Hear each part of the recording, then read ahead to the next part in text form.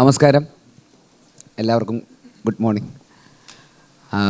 പൊന്മാൻ തിയേറ്ററിലെത്തി. എല്ലാവരും നല്ല അഭിപ്രായമാണ്. നിങ്ങൾക്കെല്ലാവർക്കും സിനിമ ഇഷ്ടപ്പെട്ടോ? നിങ്ങൾ ആരെങ്കിലും സിനിമ കണ്ടോ? എല്ലാവരും കണ്ടോ? ഇഷ്ടപ്പെട്ടോ? ഓക്കെ. അപ്പോൾ പൊന്മാൻ നല്ല രീതിയിൽ അഭിപ്രായം വരുന്നുണ്ട്.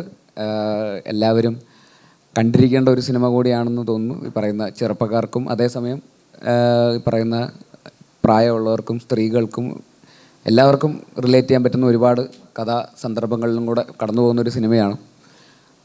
അതിൽ സംസാരിക്കുന്ന വിഷയം വളരെ റെലവൻ്റ് ആയിട്ടുള്ളൊരു വിഷയമാണ്. സ്ത്രീധനം എന്ന് പറയുന്ന വിഷയത്തെക്കുറിച്ച് വളരെ വേറൊരു പെർസ്പെക്റ്റീവിലൂടെ സംസാരിക്കുന്ന സിനിമയാണ്.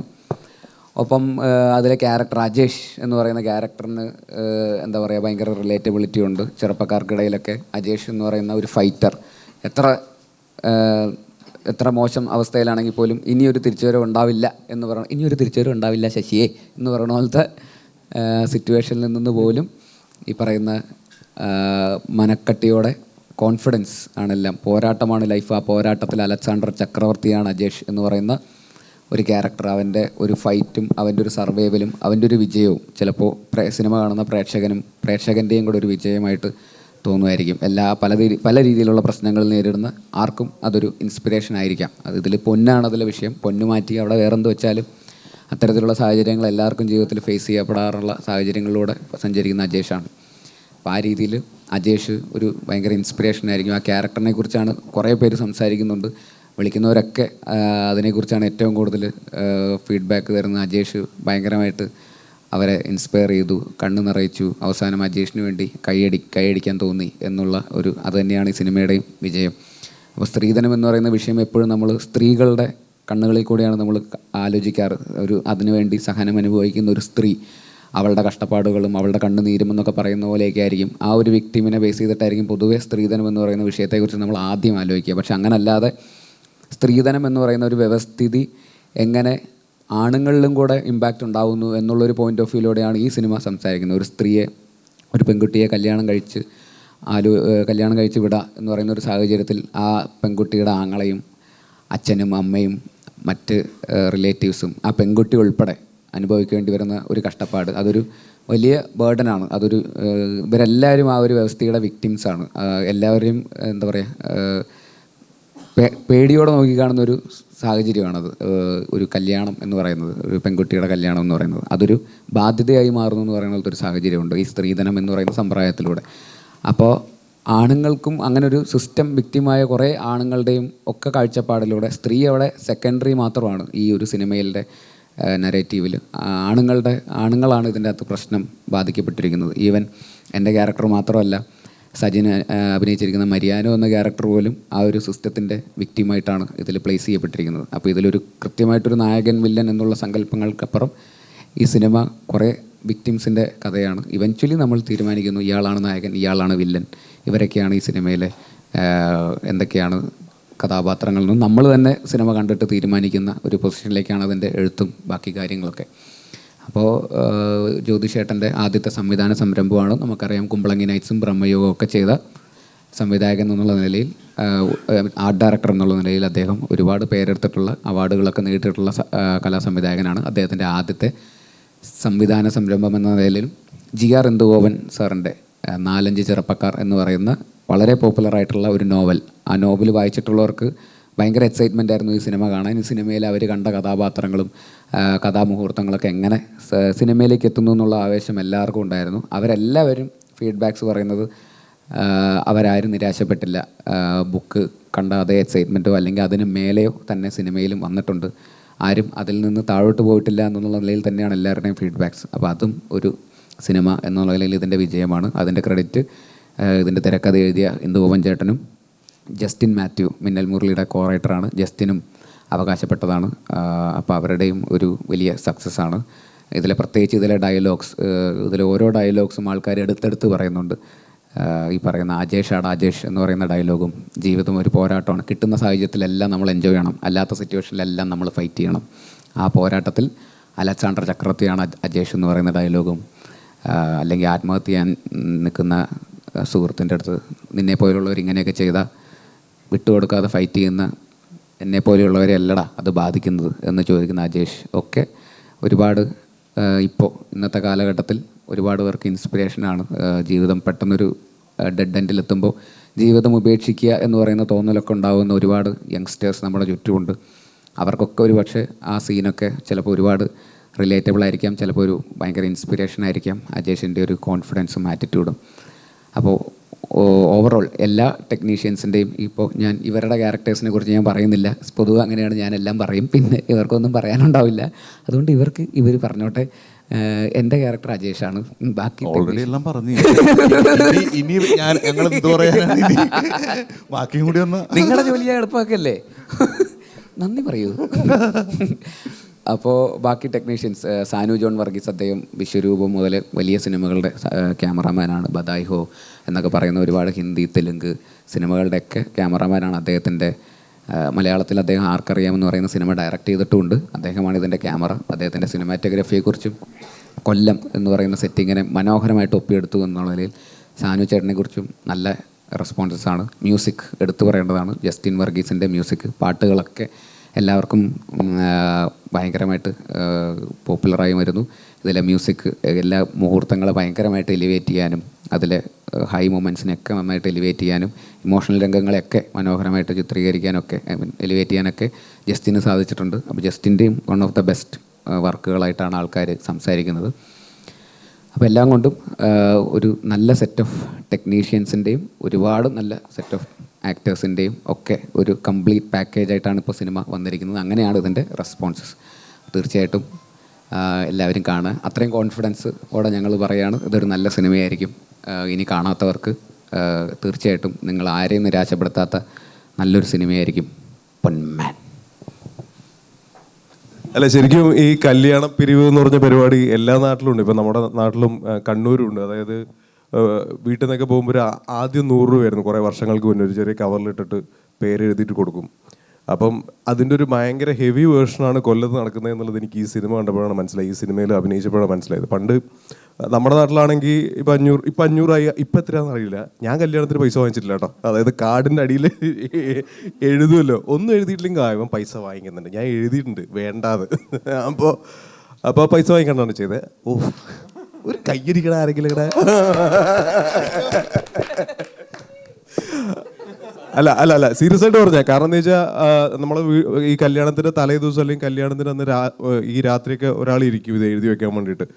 എഴുതി വെച്ചിട്ട് അത് എത്രയാണ് ഒരു ബുക്കിൽ, എനിക്ക് തോന്നുന്നൊരു 500 പേജിലെ ബുക്ക് നിറച്ചും ചിലപ്പോൾ ഉണ്ടാവും. അത്രയും പൈസ കിട്ടുന്നുണ്ടാവുമായിരിക്കും. അത് തിരിച്ചു കൊടുക്കണം, അല്ലെങ്കിൽ അത്രയും വാങ്ങിച്ചതിൻ്റെ ഇരട്ടി തിരിച്ചു കൊടുക്കണം എന്നുള്ളത് ഈ സിനിമയിൽ ഭയങ്കര വ്യക്തമായിട്ട് കാണിക്കണം. നമ്മുടെ നാട്ടിൽ അങ്ങനെയില്ല. നാട്ടിൽ ശരിക്കും പറഞ്ഞാൽ ഒരു മര്യാദയുടെ പുറത്ത് കൊടുക്കുന്നു എന്നുള്ളത് മാത്രമേ ഉള്ളൂ. പക്ഷെ അത് ചെയ്യാൻ പാടില്ല എന്നുള്ളതാണ്. എൻ്റെ വീട്ടിൽ നിന്ന് ഇപ്പോൾ കൊടുക്കുന്നില്ല എന്ന് വിചാരിക്കുന്നുണ്ട്. ഞാൻ കൊടുക്കാറില്ല, വാങ്ങിക്കാറില്ല. അപ്പോൾ അതും നമ്മുടെ നാട്ടിലുണ്ടാവുന്ന ഈ ശരിക്കും ഈ അജേഷ് എന്ന് പറഞ്ഞ ക്യാരക്ടർ എല്ലാവരുടെയും ഉള്ളിൽ അജേഷ് ഉണ്ട്. കാരണം ശരിക്കും പറഞ്ഞാൽ ബേസിൽ ശരിക്കും ഒരു അജേഷാണ്. കാരണം IT-യിൽ ജോലി ചെയ്തിട്ട് സിനിമയിലെത്താൻ ഒരു മാർഗ്ഗവും ഇല്ലാണ്ട് ഷോർട്ട് ഫിലിം ചെയ്ത് സിനിമയിലെത്തി, സിനിമ ഡയറക്റ്റ് ചെയ്തു, അഭിനയിച്ചു. ഇപ്പം ഞാനും ആനന്ദും പണ്ട് മമ്മൂട്ടി ദ ബെസ്റ്റ് ആക്ടർ എന്ന് പറഞ്ഞ പരിപാടിക്ക് ഞാൻ ആനന്ദിൻ്റെ വീട്ടിലാണ് താമസിച്ചത്. ഞങ്ങൾ മമ്മൂട്ടി ദ ബെസ്റ്റ് ആക്ടറിൽ TV-യിൽ കാണിക്കുന്ന എപ്പിസോഡിൽ പോലും എത്തിയിട്ടില്ല. അതിൻ്റെ ഓഡീഷന് പോയി. എറണാകുളത്തായിരുന്നു ഫസ്റ്റ് ഓഡീഷൻ ഉണ്ടായിരുന്നത്. അത് കഴിഞ്ഞിട്ട് ട്രിവാൻഡ്രത്ത് ഓഡീഷൻ കഴിഞ്ഞിട്ട് അന്ന് സെലക്ട് ആയിട്ടില്ല. അന്ന് രാത്രി ഞാൻ ഇവൻ്റെ വീട്ടിലാണ് താമസിച്ചത്. പക്ഷെ വർഷങ്ങൾ കഴിഞ്ഞിട്ടാണ് ഞങ്ങൾ കണ്ടുമുട്ടുന്നത്. അന്ന് 2000 എപ്പോഴോ. അപ്പോൾ അതിൽ നിന്നൊക്കെ സ്ട്രഗിൾ ചെയ്തിട്ട് സിനിമയിലെത്തി. ഇപ്പോൾ നമ്മൾ കണ്ടുമുട്ടി. ഇപ്പം ഞാനാണെങ്കിലും ഞാൻ കണ്ണൂരിൽ നിന്ന് വന്ന് സിനിമയിലെത്താൻ പറ്റി. കുറച്ച് പേരെങ്കിലും തിരിച്ചറിയുന്നു, നല്ല ക്യാരക്ടേഴ്സ് കിട്ടുന്നു എന്ന് പറയുന്നത് നമ്മുടെയൊക്കെ ഉള്ളിലുള്ള അജേഷാണ്. അപ്പോൾ ഈ സിനിമയിൽ അത് വ്യക്തമായിട്ട് അജേഷ് എങ്ങനെയാണെന്നുള്ളത് മനസ്സിലാവും. അജേഷ് എന്ന് പറഞ്ഞൊരു ദീപക് എന്ന് പറയാനുള്ള എല്ലാവരുടെ ഉള്ളിലുണ്ട് അജേഷ്. ഉറപ്പായിട്ടും നിങ്ങളുടെ ഉള്ളിലും ഉണ്ടാവും എന്ന് വിചാരിക്കുന്നില്ലേ? ഇല്ലേ? എടാ പോരാളി, അത് തന്നെ. നീ നേരത്തെ അലക്സാണ്ടർ എന്ന് പറഞ്ഞില്ലേ, അത് തന്നെ പോരാളി. ഫസ്റ്റ് ഓഫ് ഓൾ എനിക്ക് ഒരു തുടക്കക്കാരൻ എന്നുള്ള നിലയിൽ ഈ ഒരു ക്യാരക്ടർ കിട്ടിയത് ഭയങ്കര സന്തോഷമുള്ള കാര്യമാണ്. ഈ സിനിമയെ പറ്റി സംസാരിക്കുകയാണെങ്കിൽ ഈ സിനിമയിൽ എല്ലാവർക്കും ഒരു ബ്ലാക്കോ അല്ല വൈറ്റോ അല്ലാത്തൊരു ഷെയ്ഡ്സാണുള്ളത്. എക്സെപ്റ്റ് ഈ മാർക്കണ്ഡേയ ശർമ്മ ഭയങ്കര നല്ല മനുഷ്യനായിട്ടാണ് എനിക്ക് ഈ കഥ വായിച്ചപ്പോഴും സിനിമ കണ്ടപ്പോഴും തോന്നിയിട്ടുള്ളത്. അത് ജീവിതത്തിലും ശർമ്മ മാത്രമാണ് തന്നെ ബാധിക്കാത്ത പ്രശ്നത്തിൽ സഹായിക്കാൻ വേണ്ടി തുനിഞ്ഞിറങ്ങുന്നത്. അതിൽ പെട്ടുപോകുന്ന ഒരാളായിട്ടാണ് ശർമ്മയെ കാണിക്കുന്നത്. അപ്പോൾ ആ ക്യാരക്ടർ ഒഴിച്ച് കഴിഞ്ഞാൽ ബാക്കി എല്ലാ ക്യാരക്ടേഴ്സിനും ഒരു ഷെയ്ഡുള്ള ക്യാരക്ടേഴ്സാണ്. എല്ലാ ക്യാരക്ടേഴ്സും തുടങ്ങിയെടുത്തല്ല നിൽക്കുന്നതും. അപ്പോൾ ആ ഒരു ജേണി എല്ലാ ക്യാരക്ടേഴ്സിനും ഈ സിനിമയിലുണ്ട്. അത് എഴുത്തിൻ്റെയും കൂടെ ഗുണമാണ്. അത് ആ നോവലിൽ വായിക്കുമ്പോഴും നമുക്ക് മനസ്സിലാവും. ആ ഒരു ഡെപ്തോടുകൂടി ആ ഒരു ഇൻറ്റൻസായിട്ട് നമുക്ക് സിനിമയിലും കാണിക്കാൻ കഴിഞ്ഞു എന്നാണ് ഞങ്ങൾ വിശ്വസിക്കുന്നത്. എൻ്റെ ഇതുവരെയുള്ള ചെറിയൊരു കരിയറിൽ കിട്ടിയിട്ടുള്ള ഏറ്റവും ശക്തമായിട്ടുള്ള ഏറ്റവും ഗ്രാഫുള്ള ക്യാരക്ടറുമായിട്ടാണ് എനിക്ക് തോന്നിയിട്ടുള്ളത്. അതങ്ങനെ ഒരു ക്യാരക്ടർ എനിക്ക് തരാൻ ധൈര്യം കാണിച്ച ജോയിഷേട്ടനും അതിന് കാരണമായ ബേസിൽ ബ്രോയ്ക്കും എല്ലാവർക്കും ഞാൻ നന്ദി പറയുന്നു. പിന്നെ സിനിമ കണ്ടവർക്കറിയാം ഈ ഒരു സിനിമ ഭയങ്കര കുറേ കാലത്തിന് ശേഷം മലയാള സിനിമയിൽ ഭയങ്കര നല്ലൊരു റൈറ്റിങ്ങും കുറേ ഡയലോഗ്സും ഒക്കെ ഉള്ള ഒരു പ്രത്യേകതരം രീതിയിലുള്ള ഡയലോഗ്സൊക്കെ ഉള്ള ഒരു സിനിമയാണ്. അപ്പോൾ അതിങ്ങനെ തന്നെ സിനിമയെ കാണിച്ച് ചിലപ്പം ഇപ്പോഴത്തെ ഒരു കാലഘട്ടത്തിൽ അംഗീകരിക്കപ്പെടുമെന്ന് നമുക്കൊരു സംശയം ഉണ്ടായിരുന്നു. പക്ഷേ അതെല്ലാവരും ആൾക്കാർ ഏറ്റെടുത്തു. ഡയലോഗുകളെ പറ്റി എല്ലാവരും സംസാരിക്കുന്നുണ്ട്. കുറേ കാലത്തിന് ശേഷമാണ് സിനിമ കണ്ട എല്ലാവരും റിവ്യൂസ് ഇടുമ്പോൾ എല്ലാ ക്യാരക്ടേഴ്സിൻ്റെ പേരുകൾ ഇങ്ങനെ എഴുതി കാണുന്നത്. അപ്പോൾ അത്രത്തോളം കഥാപാത്രങ്ങളുടെ പേരും ആ ഡയലോഗ്സ് എല്ലാം ആൾക്കാരുടെ മനസ്സിൽ പതിഞ്ഞു എന്ന് വിശ്വസിക്കുന്നു. അത് ഭയങ്കര സന്തോഷമാണ്. ഇങ്ങനെ വല്ലപ്പോഴും ഇങ്ങനെയുള്ള സിനിമയൊക്കെ സംഭവിക്കും. അതിലും നമുക്ക് ഒക്കെ ഒരു പാർട്ടാവാൻ കഴിയുന്നതും വല്ലപ്പോഴുമാണ്. അപ്പോൾ ഭയങ്കര സന്തോഷം.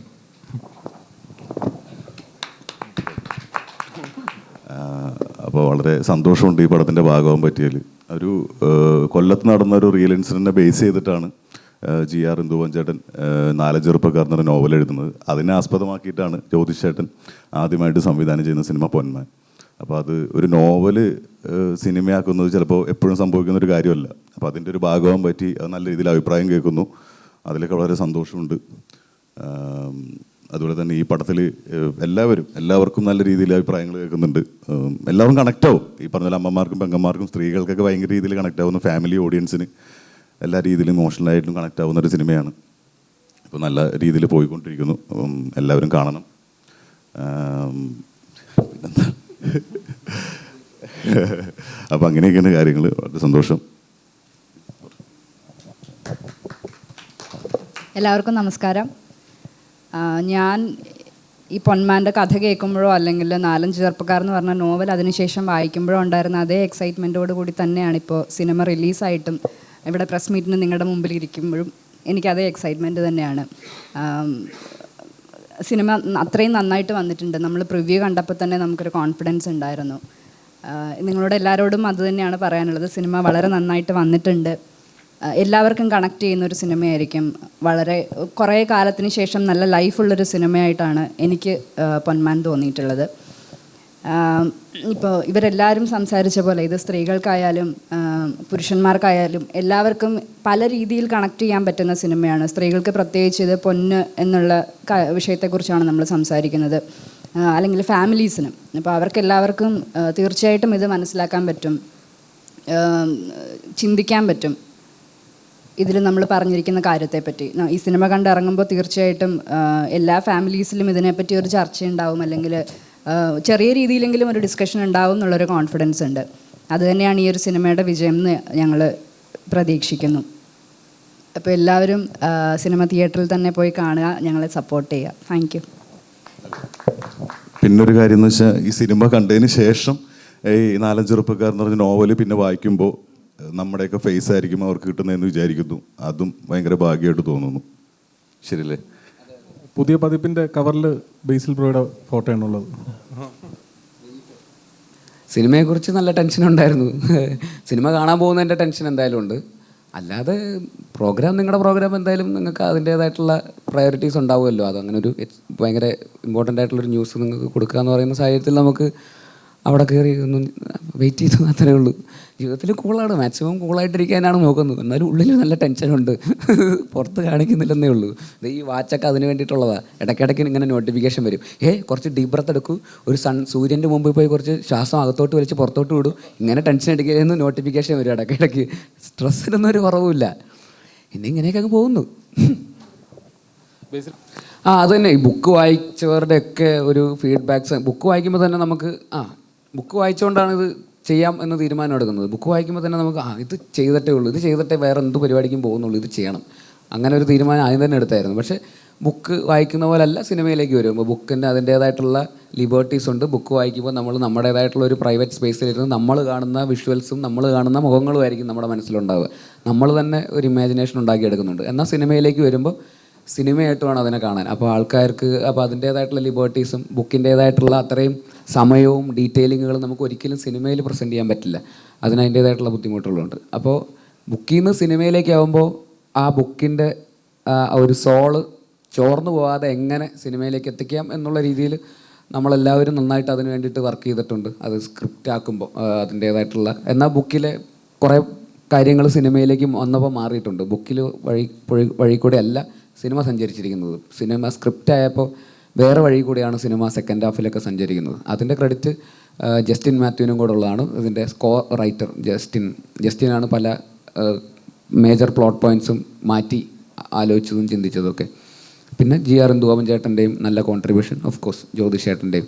അപ്പോൾ എല്ലാവരുടെയും കൂടെ എല്ലാവർക്കും അറിയായിരുന്നു ഇത് സിനിമയായിട്ട് നന്നായിട്ട് വരണം. സിനിമയാവുമ്പോൾ ബുക്കിൽ നിന്ന് വലിയ രീതിയിൽ മാറ്റങ്ങളില്ലാതെ ബുക്കിനേക്കാളും നന്നായാൽ അത്രയും സന്തോഷം, എന്നാൽ ബുക്കിൻ്റെ അത്രയെങ്കിലും തന്നെ നമുക്ക് എത്തിക്കണം എന്നുള്ള ഒരു വിശ്വാസം തന്നെയാണ് നമ്മൾ ആദ്യം മുതലേ ഇതിൻ്റെ സ്ക്രിപ്റ്റിൽ എല്ലാവരും അതിന് വേണ്ടിയിട്ട് വർക്ക് ചെയ്തത്.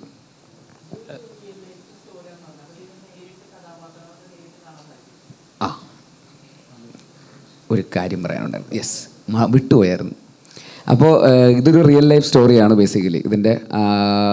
ഇത് നടന്നത് കൊല്ലത്ത് കുറേ വർഷങ്ങൾക്ക് മുമ്പ്. ഇതിൻ്റെ സംവിധായകൻ ജ്യോതിഷേട്ടൻ്റെ തന്നെ ജീവിതത്തിൽ സംഭവിച്ചിട്ടുള്ള ഈ 4-5 ചെറുപ്പക്കാരെന്നാണ് നോവലിൻ്റെ പേര്. ആ 4-5 ചെറുപ്പക്കാരിൽ ഒരു ചെറുപ്പക്കാരൻ അന്ന് ജ്യോതിഷേട്ടനായിരുന്നു. ഇന്ന് അത്ര ചെറുപ്പക്കാരനല്ല, കുറേ വർഷങ്ങൾക്ക് മുമ്പ്. ഇതിൽ മറുത എന്നുള്ള ക്യാരക്ടറാണ് ജ്യോതിഷേട്ടൻ്റെ യഥാർത്ഥ ക്യാരക്ടർ. അതെ, ഇതിൽ മറുത എന്ന് പറയുന്ന ഒരു ക്യാരക്ടറാണ് ജ്യോതിഷേട്ടൻ്റെ ശരിക്കുള്ള ക്യാരക്ടർ റിയൽ ലൈഫിൽ. പിന്നെ ഇതിൽ മാർക്കണ്ഡേയ ശർമ്മ എന്ന് പറയുന്ന ദീപക് ചെയ്ത ക്യാരക്ടർ ആക്ച്വലി റിയൽ ലൈഫിൽ ഉണ്ടായിരുന്നത് ശർമാജി എന്ന് പറയുന്ന ആക്ടറാണ്, രാജേഷ് ശർമ്മ. അദ്ദേഹമാണ് റിയൽ ലൈഫിൽ ആ മനുഷ്യൻ. അദ്ദേഹം ഈ സിനിമയിൽ പള്ളിയിലച്ചൻ റോൾ ചെയ്തിട്ടുമുണ്ട്. അപ്പോൾ ആദ്യമായിട്ടായിരിക്കും ഇതിലൊരു സീനുണ്ട്, പള്ളിയിലച്ചനായിട്ടുള്ള ശർമാജി വന്നിട്ട് ദീപകിൻ്റെ അടുത്ത് വന്നിട്ട് ഡയലോഗ് പറയുന്ന സീൻ. അതായത് റിയൽ ലൈഫിലെ ആൾ സിനിമയിൽ അഭിനയിക്കുന്ന ആളുടെ അടുത്ത് കോമ്പിനേഷൻ സീനിൽ വന്നിട്ട് എടാ നോക്കിയും കണ്ടൊക്കെ നിന്നോണേ എന്ന് പറയുന്ന ഒരു അപൂർവ ഒരു മൊമെൻറ്റും ആക്ച്വലി ഈ സിനിമയിൽ ഉണ്ടായിട്ടുണ്ട്. പിന്നെ മെയിനായിട്ട് പറയേണ്ടത് അജേഷ് PP എന്ന് പറയുന്ന ഇതിലെ സെൻട്രൽ ക്യാരക്ടറിനെ ആക്ച്വലി റിയൽ ലൈഫിലുള്ള ആളെ അന്നത്തെ സംഭവത്തിന് ശേഷം പിന്നെ നമ്മൾ ആരും കണ്ടിട്ടില്ല. ഈ പറയുന്ന 4-5 ചെറുപ്പക്കാരും കണ്ടിട്ടില്ല, വേറെ ആരും കണ്ടിട്ടില്ല. ഇത് കാണുന്ന അജേഷ് PP ഇവിടെ എവിടെയെങ്കിലും ഉണ്ടെങ്കിൽ, ലോകത്ത് എവിടെയെങ്കിലും ഉണ്ടെങ്കിൽ തീർച്ചയായിട്ടും ഞങ്ങളുമായിട്ട് ബന്ധപ്പെടുക. ഈ പറയുന്ന ഞങ്ങൾക്ക് എല്ലാവർക്കും റിയൽ ലൈഫ് അജേഷിനെ നേരിട്ട് കാണാൻ താല്പര്യമുണ്ട്. ഞങ്ങളുടെ അടുത്ത് വന്നു കഴിഞ്ഞാൽ കണ്ടു കഴിഞ്ഞാൽ ഈ പറയുന്ന അജേഷിന് കിട്ടാനുള്ള ആ സ്വർണത്തിനുള്ള അത്രയും പൈസ നമ്മൾ അജേഷിന് കൊടുക്കുന്നതായിരിക്കും. അപ്പോൾ അജേഷ് എവിടെയെങ്കിലും ഉണ്ടെങ്കിൽ അജേഷ് തീർച്ചയായിട്ടും ഇത് കാണുന്നുണ്ടെങ്കിൽ ഇപ്പം എല്ലാ അജേഷുമാരും വരും. അപ്പം ഞാനാണെന്നൊക്കെ പറഞ്ഞു. റിയൽ ലൈഫ് മരിയാനോ ഉണ്ടെങ്കിൽ ഒന്നും മിണ്ടാണ്ട് അവിടെ ഇരുന്നോ, വരികയേ വേണ്ട, ഞങ്ങൾക്ക് കാണണ്ട. എനിക്കും കാണണ്ട, ബേസിലിന് വേണ്ടി കണ്ടോ? അല്ല, മരിയാനോ സജിനെ കണ്ട് ഇടിക്കും, ഞാനിങ്ങനെ ഒന്നല്ലായിരുന്നു എന്നൊക്കെ പറഞ്ഞിട്ട്. ക്യാരക്ടർ ആക്ച്വലി തീരദേശ മേഖലയിൽ നടക്കുന്ന കഥയായതുകൊണ്ട് അവിടുത്തെ ഒരു കൾച്ചറിൻ്റെ ഭാഗമാണ് ഇങ്ങനത്തെ പേരുകൾ. അങ്ങനത്തെ ഒരു ലാറ്റിൻ കാത്തലിക് കമ്മ്യൂണിറ്റിയൊക്കെ ഉള്ളതുകൊണ്ട് അവർക്ക് എല്ലാവർക്കും ഇങ്ങനത്തെ സ്റ്റൈലൈസ്ഡ് ആയിട്ടുള്ള പേരുകളാണ്. ടെറൻസ് ബ്രൂണോ, ഈ പറയുന്ന Mariano Roberto, Steffi Graf, Jack Devassy, ബ്രോഷ്, മാർക്കണ്ഡേയ ശർമ്മ എന്നൊക്കെ പറയുന്ന പേരുകളാണ്. അപ്പോൾ അവരുടെ ഇടയിലേക്ക് പുറത്തുനിന്ന് കയറുന്ന ഒരാളാണ് അജേഷ്. അപ്പോൾ അജേഷിന് ആ പേര് സ്യൂട്ടബിൾ ആവില്ല. അജേഷ് ഒരു വേറെ സിറ്റിയിൽ അവിടെ കൊല്ലം ടൗണിൽ നിൽക്കുന്ന ഒരു ക്യാരക്ടറാണ്. അപ്പോൾ പുള്ളി ഈ കൾച്ചറുമായിട്ട് ബന്ധപ്പെട്ടിട്ടുള്ള ആളല്ല. അപ്പോൾ അജേഷിന് അപ്പോൾ അതുകൊണ്ട് വേറൊരു പേര്, അജേഷിനും കുറച്ച് അങ്ങനത്തെ വ്യത്യസ്തമായ പേരിട്ടിരുന്നെങ്കിൽ പക്ഷേ ആ ഒരു സ്ട്രേഞ്ചറായിട്ട് ഫീൽ ചെയ്യില്ല. എൻ്റെ ആക്ടിങ് കരിയറിൽ എനിക്ക് കിട്ടിയിട്ടുള്ള ഏറ്റവും നന്നായിട്ട് എഴുതപ്പെട്ടിട്ടുള്ള, ഏറ്റവും ബെസ്റ്റായിട്ട് എഴുതപ്പെട്ടിട്ടുള്ള ക്യാരക്ടറാണ് അജേഷ്. ബാക്കി ക്യാരക്ടേഴ്സ് ഒന്നും അങ്ങനെ എഴുതിയിട്ടില്ല എന്നല്ല ഞാൻ പറയുന്നത്, എല്ലാത്തിനും അതിൻ്റേതായിട്ടുള്ള ഫ്ലേവേഴ്സ് ഉണ്ടായിരുന്നു. പക്ഷേ ഏറ്റവും ബെസ്റ്റായിട്ട് എഴുതപ്പെട്ടിട്ടുള്ള, അത് ഈ ലിറ്ററേച്ചറിൻ്റെ കൂടെ ഗുണമാണ്. ഒരു നോവലിൽ അതിനെക്കുറിച്ച് അത്രയും ആധികാരികമായിട്ട് എഴുതിയിട്ടുണ്ട് ആ അജേഷ് എന്ന് പറയുന്ന ക്യാരക്ടറിൻ്റെ എല്ലാ ലേയേഴ്സും. പക്ഷേ സിനിമയിലേക്ക് വരുമ്പോൾ അത്രയും നമുക്കറിയാലോ ആ ക്യാരക്ടറിനെ കുറിച്ച്. ഫുൾ ക്യാരക്ടർ സ്റ്റഡി തന്നെയാണല്ലോ ആ നോവലും. അപ്പോൾ അതുകൊണ്ട് എനിക്ക് അഭിനയിക്കുമ്പോഴും അത് ഭയങ്കരമായിട്ട് ഗുണം ചെയ്തിട്ടുണ്ട്. അത്രയും നന്നായിട്ട് എഴുതിയിട്ടുള്ള ഒരു ക്യാരക്ടറായിട്ടുള്ള ഒരു അഡ്വാൻറ്റേജാണ്. അപ്പോൾ ബാക്കി സിനിമകളിലൊക്കെ ക്യാരക്ടേഴ്സ് വെൽ റിട്ടൺ ആണ്, എന്നാൽ പോലും ഏറ്റവും അധികം ലെയേർഡായിട്ടും ഡെപ്തിൽ എഴുതിയിട്ടുള്ള ഒരു ക്യാരക്ടർ അജേഷിൻ്റേതാണ്. അതുകൊണ്ടും കൂടിയാണ് ആ ക്യാരക്ടർ ആൾക്കാർക്ക് ഇത്രയും എന്താ പറയുക ബെസ്റ്റായിട്ട് ഏറ്റവും നന്നായിട്ട് ചെയ്ത ക്യാരക്ടറായിട്ട് തോന്നുന്നു, ഏറ്റവും നന്നായിട്ട് അഭിനയിച്ച സിനിമയായിട്ട് തോന്നുന്നു എന്നൊക്കെ തോന്നാനുള്ള കാരണം ആ ക്യാരക്ടർ അത്രയും നന്നായിട്ട് എഴുതപ്പെട്ടിട്ടുള്ളതും കൂടെ തന്നെയാണ്. അല്ല, അങ്ങനെ ഒരിക്കലും വർക്കാവില്ല. ഞാൻ മുമ്പ് പറഞ്ഞിട്ടുണ്ട്, ഞാൻ KGF മറ്റേ വില്ലൻ വയലൻസ് എന്നൊക്കെ പറഞ്ഞ് ഞാൻ വന്നു കഴിഞ്ഞാൽ ആൾക്കാർ പടാ എന്ന് പറയും. അപ്പോൾ ആ തിരിച്ചറിവ് നിങ്ങളെക്കാൾ നന്നായിട്ട് എനിക്കുണ്ട്. അപ്പോൾ അതുകൊണ്ട് ഞാനത് ചെയ്യില്ല. ഇല്ലെങ്കിൽ പിന്നെ ഞാൻ മറ്റേ കരാട്ടയും മാർഷ്യൽ ആർട്സൊക്കെ പഠിച്ച് ആദ്യത്തെ സീനിൽ തന്നെ അങ്ങനെ മാസമായിട്ടുള്ള റോളാണെങ്കിൽ അങ്ങനെ പഠിച്ച് വന്ന് കാണുന്നവർക്ക് തോന്നണം ഇവൻ ചിലപ്പോൾ 4 ആളെ ഇടിക്കാൻ സാധ്യതയുണ്ട് എന്ന് തോന്നുന്ന ടൈപ്പ് ഓഫ് ഒരു ക്യാരക്ടറും അതിനുള്ള കഴിവ് എനിക്കും കൂടെ ഉണ്ടെന്ന് തോന്നിക്കഴിഞ്ഞാൽ ഞാൻ ചെയ്യുമായിരിക്കും. പക്ഷേ അല്ലാത്ത സാഹചര്യത്തിൽ ഞാൻ സജിൻ്റെ മുമ്പിൽ നിന്ന് കഴിഞ്ഞാൽ എന്നത് ഇങ്ങനെ തൂക്കിയെടുത്ത് അങ്ങനെ അങ്ങ് എറിഞ്ഞാൽ മതി. അപ്പോൾ പോടാ എന്ന് പറയും. അപ്പോൾ അത് ഒരിക്കലും പ്രാക്ടിക്കലാവില്ല. അപ്പോൾ ആ സാഹചര്യത്തിൽ കഥയിൽ എങ്ങനെയാണ് നമുക്ക് അതിൻ്റെ അകത്ത് അങ്ങനെ ഒരു ഹീറോയിസം എങ്ങനെയാണ് വർക്കൗട്ട് ചെയ്യുക, സ്ക്രിപ്റ്റിലൂടെ എങ്ങനെയാണ്, കഥയിലൂടെ എങ്ങനെയാണ്, ക്യാരക്ടറിലൂടെ എങ്ങനെയാണ് അത് സഞ്ചരിക്കുക എന്ന് പറയുന്ന ആ ഒരു ഫോർമാറ്റ് ആയതുകൊണ്ട് തന്നെയാണ് അത് അവസാനം വരെയും. ഇപ്പോൾ ആക്ഷനോ എന്തെങ്കിലും ഉണ്ടെങ്കിൽ തന്നെ ഒരിക്കലും മറ്റേ ഇടിക്കുക എന്നുള്ള ആക്ഷനൊന്നും അല്ല, അത് സ്ട്രഗിളാണ്. കടിക്കുക, മാന്തുക, അതൊക്കെയാണ് നമ്മുടെ ആക്ഷൻ. കരയെക്കുറിച്ച് എനിക്ക് പേഴ്സണലി എനിക്ക് ഇതുവരെ ഒരു മോശം അഭിപ്രായം ഉണ്ടായിട്ടില്ല, എനിക്കൊരു മോശം അനുഭവം ഉണ്ടായിട്ടില്ല പേഴ്സണലി. ഈ പറയുന്ന ഞാൻ ജയ എന്ന് പറയുന്ന സിനിമ അവിടെ തന്നെയാണ് ഷൂട്ട് ചെയ്തിട്ടുള്ളത്. എന്നെ സംബന്ധിച്ചിടത്തോളം എൻ്റെ ഏറ്റവും നല്ല 2 സിനിമകൾ ഉണ്ടായിട്ടുള്ളത് കൊല്ലത്തു നിന്നാണ്. അപ്പോൾ അതുകൊണ്ട് എനിക്ക് കൊല്ലം എന്നെ സംബന്ധിച്ചിടത്തോളം എൻ്റെ ഫേവറേറ്റ് സ്ഥലങ്ങളിൽ ഒന്നാണെന്നാണ് എനിക്ക് എൻ്റെ ഭാഗ്യ സ്ഥലങ്ങളിലൊന്നാണ് കൊല്ലം എന്ന് പറയുന്നത്. ഇപ്പോൾ ഞാൻ കോളേജിൽ പഠിക്കുമ്പോഴൊക്കെ കൊല്ലത്തുനിന്നുള്ള സുഹൃത്തുക്കൾ ഒരുപാട് പേര്, ഞാൻ തിരുവനന്തപുരത്താണ് പഠിച്ചത്, അപ്പോൾ അവിടെയൊക്കെ ഒരുപാട് കൊല്ലത്തുനിന്നുള്ള സുഹൃത്തുക്കൾ ഉണ്ടായിട്ടുണ്ട്. ഇവരാരും ആരുടെ ഭാഗത്തുനിന്ന് എനിക്ക് അങ്ങനത്തെ ഒരു തരത്തിലുള്ള എക്സ്പീരിയൻസ് ഉണ്ടായിട്ടില്ല. അതിങ്ങനെ ഒരു ജനറലൈസ്ഡ് ആയി വന്നു തുടങ്ങിക്കുമ്പോൾ അതങ്ങനെ ആവും തോന്നുന്നു. എനിക്ക് തോന്നുന്നു വളരെ സ്ട്രെയിറ്റ് ഫോർവേഡ് ആയിട്ടുള്ള ആൾക്കാരാണെന്ന് തോന്നുന്നു. അത് തന്നെയാണ് നമ്മൾ മുമ്പ് സംസാരിച്ചിട്ടുള്ള ഒരു കാര്യമാണ്. നേരെ പോ എന്നുള്ളത് തന്നെയാണ്. അപ്പോൾ അതിൽ ചിലപ്പോൾ ആർക്കെങ്കിലും ചിലപ്പോൾ അത് ക്യാരക്ടറിൻ്റെ ഭാഗമായിട്ട് വരുമ്പോൾ അത് ആൾക്കാർക്ക് ചിലപ്പോൾ ബുദ്ധിമുട്ടായി തോന്നുന്നതുകൊണ്ടായിരിക്കാം. ഞങ്ങളെ സംബന്ധിച്ചിടത്തോളം ഞങ്ങൾക്ക് ഈ പറയുന്ന ഷൂട്ടിങ്ങിൻ്റെ ഇടയിലൊക്കെ കക്കയിറച്ചി ഒക്കെ കൊണ്ടുതരും. ഞങ്ങളെല്ലാവരും ഒരുമിച്ച് ഇരുന്ന് കഴിക്കും. ഭയങ്കര സ്നേഹത്തോടെയാണ് അവിടെ ഉള്ളവരൊക്കെ ഞങ്ങളെ ട്രീറ്റ് ചെയ്തിരുന്നത്. ഈ പറയുന്ന മൺട്രോത്തുരുത്തിലായിരുന്നു കുറേ ദിവസം ഷൂട്ട് ചെയ്തത്. ഞങ്ങൾ ഒരുപാട് ദിവസം മൺട്രോത്തുരുത്ത് ഈ പറയുന്ന പോലെ, നേരത്തെ പറഞ്ഞ പോലെ അങ്ങനത്തെ ഒരു പാരിസ്ഥിതിക പ്രശ്നം നേരിടുന്ന ഒരു സ്ഥലം കൂടെയാണെന്നുള്ളത് അവിടുന്ന് ആൾക്കാരെന്നൊക്കെ ഞങ്ങൾ അറിയാനും കഴിഞ്ഞു. അത് താന്ന് പോയിക്കൊണ്ടിരിക്കുകയാണ്, വെള്ളത്തിലേക്ക് പോയിക്കൊണ്ടിരിക്കുകയാണെന്നൊക്കെ ഉള്ള. പക്ഷേ മനോഹരമായിട്ടുള്ള സ്ഥലമാണ്. ഇത്രയും ബ്യൂട്ടിഫുൾ ആയിട്ടുള്ള ഒരു സ്ഥലം കേരളത്തിൽ തന്നെ one of the best places ആണ്. അത് ഇൻ്റർനാഷണൽ ക്വാളിറ്റിയാണ് ആ സ്ഥലത്തിൻ്റെ ടൂറിസത്തിന്. അതുകൊണ്ടാണ് ഏറ്റവും കൂടുതൽ വിദേശികൾ അവിടെ ടൂറിസത്തിനായിട്ട് വരുന്നതെന്ന് തോന്നുന്നു. ഈ ഷൂട്ടിംഗ് കഴിഞ്ഞിട്ട് ഞാൻ പിന്നെയും 2 പ്രാവശ്യം മൺട്രോത്തുരുത്തിൽ 2 തവണയായിട്ട് ഫാമിലിയായിട്ടും സുഹൃത്തുക്കളുടെയും കൂടെ പോയിട്ട് അവിടെ പോയി സ്റ്റേ ചെയ്ത് 2-3 ദിവസം അവിടെ നിന്നിട്ടാണ് വന്നത്. അത്രയും മനോഹരമായിട്ടുള്ളൊരു സ്ഥലമാണ് മൺട്രോത്തുരുത്ത് എന്ന് പറയുന്നത്. ഈ പറയുന്ന ആ വില്ലേജ് ടൂറിസവും രാവിലെ ഏർലി മോർണിംഗ്, നട്ടപ്ര വെയിലത്ത് പോയി നടന്നിട്ട് കാര്യമില്ല, നല്ല ഏർലി മോർണിംഗ് അല്ലെങ്കിൽ നല്ല സൺസെറ്റ് സമയത്ത് ആ മൺട്രോത്തുരുത്തിലെ ഐലൻഡിൽ ആ വെള്ളത്തിലൂടെ ഗ്രാമത്തിൻ്റെ ഇടയിലൂടെ ഒരു വഞ്ചി തുഴഞ്ഞ് പോകുന്ന എക്സ്പീരിയൻസ് എന്ന് പറയുന്നത് ലോകത്തെ എവിടെയും ഏത് ടൂറിസ്റ്റും ഡെസ്റ്റിനേഷനിൽ, പ്രീമിയം ടൂറിസം ഡെസ്റ്റിനേഷനിലും കിട്ടാവുന്ന അത്രയും മനോഹരമായിട്ടുള്ള എക്സ്പീരിയൻസ് ആണ് ആക്ച്വലി മൺട്രോത്തുരുത്തിലെ എക്സ്പീരിയൻസ് എന്ന് പറയുന്നത്. അപ്പോൾ അത് ഞങ്ങൾക്ക് മനോഹരമാണ്. അപ്പോൾ ആ സ്ഥലം അങ്ങനെ തന്നെ നിലനിൽക്കട്ടെ. ആ ആളുകളുടെ ആ ഒരു സ്ട്രഗിൾ അത് ബെറ്റർ, അത് ഇല്ലാതാവട്ടെ. അവർ ഇനിയും നന്നായിട്ട് അവർക്ക് അവിടെ സർവൈവ് ചെയ്യാൻ സാധിക്കട്ടെ എന്ന് ആഗ്രഹിക്കുന്നു. അതിപ്പോൾ പ്രകൃതിയുടെ കയ്യിലാണ്, നമുക്കത് അതിൽ കൂടുതലൊന്നും പറയാനില്ല. പക്ഷേ എന്നാൽ പോലും ആ സ്ഥലം അത്ര മനോഹരമാണ്, അവിടുത്തെ ആൾക്കാരും അത്രയും മനോഹരമാണ്. അതങ്ങനെ തന്നെ നിലനിൽക്കട്ടെ, അങ്ങനെ തന്നെ മുമ്പോട്ട് പോട്ടെ. പിന്നെ ആലോചിക്കാവുന്നതാണ്. ഇപ്പോൾ പറഞ്ഞ സ്ഥിതിക്ക് നമുക്കത് ആലോചിക്കാവുന്നതാണ്. അവിടുത്തെ ആൾക്കാരെ പറ്റി പറയുമ്പോൾ ഈ മരിയാനയുടെ വീട് ഷൂട്ട് ചെയ്ത ആ വീട് ഒറിജിനൽ വീടാണ്. അപ്പോൾ ആ വീട്ടിലുള്ള ആൾക്കാർക്ക് ആകെ ചെറിയ വീടാണ്. ആ വീട്ടിലുള്ള ആൾക്കാർ നമുക്ക് വേണ്ടി അത്രയും സഹകരിച്ചു എന്നുള്ളതാണ്. ആകെപ്പാടെ 2 റൂമേ ഉള്ളൂ. അതിൻ്റെ ഇടയിൽ നമ്മൾ ഷൂട്ടായിരുന്നു രാവിലെയും രാത്രിയൊക്കെ. തൊട്ടപ്പുറത്തെ വീട്ടിൽ പോയിട്ടാണ് കിടന്നുറങ്ങിയത് നമ്മളെ വീട്ടിൽ ഷൂട്ട് ചെയ്യുമ്പോൾ. ഫുൾ ആ വീട്ടിൽ കയറി നമ്മളെല്ലാവരോടും അല്ലേ ഇറങ്ങി അലമ്പാക്കി. അത്രത്തോളം അവർ നമ്മുടെ അടുത്ത് സഹകരിച്ചിട്ടുണ്ട്. അപ്പോൾ അതൊക്കെ തന്നെയാണ് കൊല്ലത്തിൻ്റെ ആതിഥ്യ മര്യാദ. എനിക്ക് അതിനേക്കാളും കൂടുതൽ പേടി എന്തായിരുന്നു വെച്ച് കഴിഞ്ഞാൽ, ഈ ബുക്ക് വായിച്ച ആൾക്കാർക്ക് സിനിമ കാണുമ്പോൾ നമ്മൾ വായിച്ചതിൻ്റെ അത്ര അതിൽ ഇത് ഇപ്പം കറക്റ്റായില്ല അങ്ങനെയൊക്കെ ഒരു വരുമോ, ഇത് പെർഫോമൻസ് അത് വായിച്ചത് ഓരോരുത്തരുടെ പെർസ്പെക്റ്റീവിലാണ് വായിച്ചേക്കുന്നത്. ഇപ്പോൾ സിനിമ എന്ന് പറയുന്നത് നമ്മുടെ ഒരു ടീമിൻ്റെ പെർസ്പെക്റ്റീവായിരിക്കും നിങ്ങൾ കാണാൻ പോകുന്നത്. അപ്പം അങ്ങനെ ഒരു ടെൻഷൻ ഉണ്ടായിരുന്നു. പിന്നെ അതുപോലെ തന്നെ ആവേശത്തിലൊരു ഹ്യൂമർ കോമിക് ക്യാരക്ടറാണ്, എല്ലാവരും മനസ്സിലത് കയറി. ഞാൻ ആ പടം ഷൂട്ട് കഴിഞ്ഞിട്ടാണ് വന്ന്, റിലീസായിട്ടില്ല. അപ്പോൾ നേരെ ഇവിടെ വരുമ്പോൾ ആർക്കും അറിയില്ല ഞാൻ അങ്ങനെ അതിലെന്താ ചെയ്തേക്കുന്നത്, എനിക്ക് മാത്രമേ അറിയുള്ളൂ ആവേശത്തിലെന്ത് ചെയ്യുന്നത്, അമ്പാൻ്റെ ക്യാരക്ടർ എങ്ങനെ ചെയ്തതെന്നുള്ളത്. അപ്പോൾ ഇവിടെ ഒന്ന് മരിയാന ഓൾറെഡി ഞാൻ കഥ പറയുമ്പോൾ തൊട്ട് നമുക്കറിയാതെ എങ്ങനെയാണ്. പിന്നെ നോവൽ വായിച്ചപ്പോഴും അതിന് നല്ലൊരു ക്ലാരിറ്റി കിട്ടിയായിരുന്നു. അപ്പോൾ അങ്ങനെ ഒരു ചലഞ്ച് ഉണ്ടായിരുന്നു. പിന്നെ അതുപോലെ തന്നെ ഫിസിക്കലി കുറച്ച് വണ്ണം വെച്ച് അതിന് വേണ്ടിയിട്ട്. പിന്നെ അതുപോലെ തന്നെ തുഴയാൻ പഠിക്കാൻ പോയി. ഞാൻ ഷൂട്ട് തുടങ്ങുന്നതിനൊക്കെ ഒരു 10 ദിവസം മുന്നേ ലിജോ ഉണ്ടായിരുന്നു. അപ്പോൾ ഞങ്ങൾ രണ്ടുപേരും അവിടെ പോയി. ഞാൻ രാവിലെ ഇതുപോലെ 5:30 ആകുമ്പോഴേക്കും അഷ്ടമുടി കായലിൽ 2 ചേട്ടന്മാരുണ്ടാവും. വലിയ വള്ളം, പല രീതിയിലുള്ള ചെറിയ വള്ളം, വലിയ വള്ളം എല്ലാം തുഴയാൻ പഠിച്ച് പ്രോപ്പറായിട്ട് തുഴഞ്ഞിട്ട് തന്നെയാണ് ഓരോ ഷോട്ടിലും ചെയ്തേക്കുന്നത്. അതുപോലെ അങ്ങനെ കെട്ടി വലിക്കുന്ന അങ്ങനെ പരിപാടിയൊന്നും ചെയ്തിട്ടില്ല.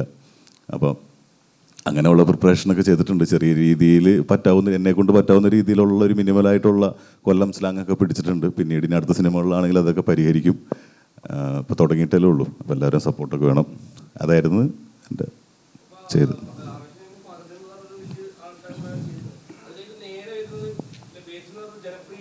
ഉറപ്പായിട്ടും ഞാൻ ആക്ച്വലി ബേസിലിൻ്റെ ഒപ്പം 2ാം സിനിമയാണ് ജാനമല്ലാണ് ഞങ്ങൾ ആദ്യമായിട്ട് ചെയ്യുന്നത്. പിന്നെ ഇവിടെ വന്നപ്പോഴേക്കും ഞാൻ അജേഷ് PP ആയിട്ട് കണ്ടിട്ടുള്ളൂ, ബേസിലായിട്ട് കണ്ടിട്ടില്ല. അവിടെയാണെങ്കിൽ രംഗേനെയാണ് കണ്ടിട്ടുള്ളൂ, ഫഹദിനെ കണ്ടിട്ടില്ല ആക്ഷൻ പറയുമ്പോൾ. അത്രയും വ്യത്യാസമുള്ളൂ. ഇവിടെ അങ്ങനെ തന്നെ ആക്ഷൻ പറയുമ്പോൾ അജേഷ് PP, ബേസിലില്ല. എനിക്ക് ആഗ്രഹമുണ്ട് അങ്ങനെ എന്തെങ്കിലും സംഭവിക്കട്ടെ എന്ന് വിചാരിക്കുന്നു. ഭയങ്കര ആഗ്രഹമുണ്ട് പുള്ളിയുടെ ഒപ്പം ചെയ്യാൻ. അതെ,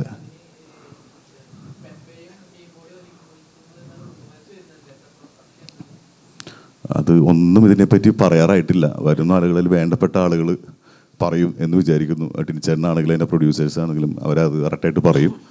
ഞാനിപ്പോൾ അത് പറഞ്ഞത് ഒരു കറക്റ്റായിട്ടുള്ള ഇൻഫർമേഷൻ അവരെന്തായാലും അറിയിക്കും. എന്തായാലും ആരും പെൺകുട്ടികളൊന്നും ആരും എനിക്ക് തോന്നുന്നില്ല ഞങ്ങൾ സ്വർണ്ണം ഇട്ട് നടക്കുന്നതാണ് ഞങ്ങളെ കാണാൻ ഭംഗിയെന്ന് ഒരു പെൺകുട്ടിയും പറഞ്ഞിട്ടുള്ളതായിട്ട് ഞാൻ കേട്ടിട്ടില്ല. എനിക്കത് അറിയില്ല. പെൺകുട്ടികൾക്ക് ആരെങ്കിലും, നിങ്ങൾ ആരെങ്കിലും അങ്ങനെ പറഞ്ഞിട്ടുണ്ടോ? നിങ്ങൾക്ക് ആർക്കെങ്കിലും അങ്ങനെ തോന്നിയിട്ടുണ്ടോ ഇവിടെ നിൽക്കുന്ന ഏതെങ്കിലും സ്ത്രീകൾക്ക്?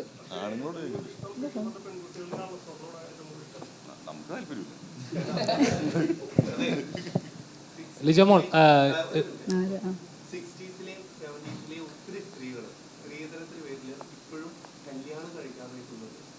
അവര് ഈ സിനിമ കാണുമ്പോൾ അവർക്ക് 100% പെയിന്റായിരിക്കും. കാരണം ലിജോ മോളുടെ ഒരു ക്യാരക്ടർ ഇറങ്ങി പോവാൻ കാണിച്ചൊരു മനുഷ്യർ അന്ന് അവർക്ക് തോന്നിയില്ല എന്നത്. അന്ന് അങ്ങനെ ഒരു കൾച്ചറേ അല്ല, നമ്മുടെ ഒരു വിഭാഗം അങ്ങനെയല്ല ജനങ്ങൾ ചിന്തിക്കുന്നത്. അവർക്കത് പെയിന്റായിരിക്കും. അങ്ങനെയുള്ള ഒരു ജനത അവർ ചിലപ്പോൾ തിയേറ്ററിൽ സിനിമ കാണില്ലായിരിക്കും, ടെലിവിഷനിലായിരിക്കും കാണുമ്പോൾ. അവർ ഈ സിനിമ കാണുമ്പോൾ ഒരു പെയിന്റ് ഉണ്ടാവും. അവരോട് എന്താണ് പറയാനുള്ളത്? പടം കാണുക എന്നുള്ളത്. അവരോട് എന്താ പറയാനുള്ളതെന്ന് ചോദിച്ചാൽ, അന്നവർക്ക് അങ്ങനെ ഒരു ധൈര്യം കാണിക്കാൻ പറ്റില്ല എന്നുള്ളതല്ലേ. ഇനിയുള്ള ഫ്യൂച്ചർ ജനറേഷൻസിനോടെ പറയാൻ പറ്റുള്ളൂ. കാരണം അവരുടേത് ഇപ്പം അവരുടെ ലൈഫ് അവർ ജീവിച്ചുകൊണ്ടിരിക്കുകയാണ്. ഇനിയുള്ള ഫ്യൂച്ചർ ജനറേഷൻസിനോട് പറയാനുള്ളത്, നിങ്ങൾ തീരുമാനം എടുക്കുക. ഇത് ആദ്യം വ്യക്തികളാണ് തീരുമാനം എടുക്കേണ്ടത് ഇങ്ങനൊരു കാര്യത്തിൽ, ഈ ഒരു വിഷയത്തിൽ. പിന്നെ അത് കുടുംബങ്ങളിൽ നിന്ന് വ്യക്തികളും പിന്നീട് അത് കുടുംബങ്ങളിലുമാണ് ആ തീരുമാനം ഉണ്ടാവേണ്ടത്. അപ്പോൾ അത് ആലോചിച്ച് ബുദ്ധിപരമായ ഒരു തീരുമാനം എടുക്കുക എന്നുള്ളതേ പറയാനുള്ളൂ. കാരണം നമ്മളിപ്പോൾ ഈ ഒരു സിനിമ ചെയ്തത് കൊണ്ടോ അല്ലെങ്കിൽ ഇങ്ങനെയുള്ള വിഷയങ്ങളെക്കുറിച്ച് നമ്മൾ സംസാരിച്ചത് കൊണ്ടോ ഒറ്റ രാത്രി കൊണ്ട് ഒരു രാത്രി ഇരുട്ടി വെളുക്കുമ്പോഴേക്കും മാറ്റം ഉണ്ടാവുമെന്ന് നമ്മൾ ആരും പ്രതീക്ഷിക്കുന്നില്ല. അങ്ങനെ ഒരു മാറ്റവും ഒരിടത്തും ഉണ്ടായിട്ടില്ല. അപ്പോൾ ഇങ്ങനത്തെ സിനിമകളൊക്കെയും ഇങ്ങനെ ഒരു മാറ്റം കൊണ്ടുവരാനുള്ള ശ്രമങ്ങൾ നടത്തുകയാണ് ചെയ്യുക. അപ്പോൾ അത് ഈ പറഞ്ഞതുപോലെ സിനിമകൾ കാണുമ്പോഴോ അല്ലെങ്കിൽ ഇങ്ങനെയുള്ള കാര്യങ്ങൾ നമ്മുടെ ചുറ്റും നടക്കുന്നതൊക്കെ നമുക്കറിയാം. ഇപ്പോൾ ഈ സിനിമ കൊണ്ടൊന്നല്ല, ചുറ്റും നമ്മൾ ദിവസവും അല്ലെങ്കിൽ മാസത്തിൽ ഒരിക്കലെങ്കിലും ഇങ്ങനെയുള്ള ഇൻസിഡൻസ് നമ്മൾ കേൾക്കാറുണ്ട്. അപ്പോൾ ആളുകൾ അവനവൻ സ്വയം ആലോചിച്ച് അതിലൊരു ബുദ്ധിപരമായ അല്ലെങ്കിൽ അവനവന് ശരിയെന്ന് തോന്നുന്ന ഒരു തീരുമാനം എടുക്കുക എന്നുള്ളതേ പറയാനുള്ളൂ എല്ലാവരോടും. അവരും പറയില്ല, അവർക്ക് പടം കണക്റ്റ് ആവാത്തതുകൊണ്ടായിരിക്കും ചിലപ്പോൾ അവരങ്ങനെ പറഞ്ഞത്. ബാക്കിയുള്ള റിവ്യൂസൊക്കെ അത്യാവശ്യം പോസിറ്റീവാണ്. മൗത്ത് പബ്ലിസിറ്റി, ഞാനതിലൊന്നും വിശ്വസിക്കുന്നു. നല്ല സിനിമയാണെങ്കിൽ ആളുകൾ പോയി കാണുന്നുള്ളത് തന്നെയാണ്. ഞാൻ പടം കാണുന്നത് ഇപ്പോൾ ഒരു പടം ഇറങ്ങിക്കഴിഞ്ഞാൽ ഞാൻ റിവ്യൂ ഒന്നും കണ്ടിട്ടില്ല. ഞാൻ എൻ്റെ അടുത്ത സുഹൃത്തുക്കളുടെ അടുത്ത് ചോദിക്കും ജെനുവിനായിട്ട്, എടാ പടം അങ്ങനെ ഉണ്ടല്ലേ, അവർ ഒരു അളിയ നല്ല പടമാണ്, അല്ലെങ്കിൽ ഒരു ആവറേജ്, അല്ലെങ്കിൽ കാണാനൊന്നും അളിയ OTT കണ്ടാൽ മതി. അപ്പോൾ തിയേറ്ററിൽ തന്നെ പോയി കാണുന്ന പറഞ്ഞാൽ ഞാൻ അങ്ങനെ പോയി കാണും. ഞാൻ അങ്ങനെയാണ് കറക്റ്റായിട്ട് നോക്കുന്നത്. അങ്ങനെ തന്നെയാണ് ജെനുവിൻ ഓഡിയൻസും അങ്ങനെയാണ് നോക്കുന്നത് ഞാൻ വിശ്വസിക്കുന്നു.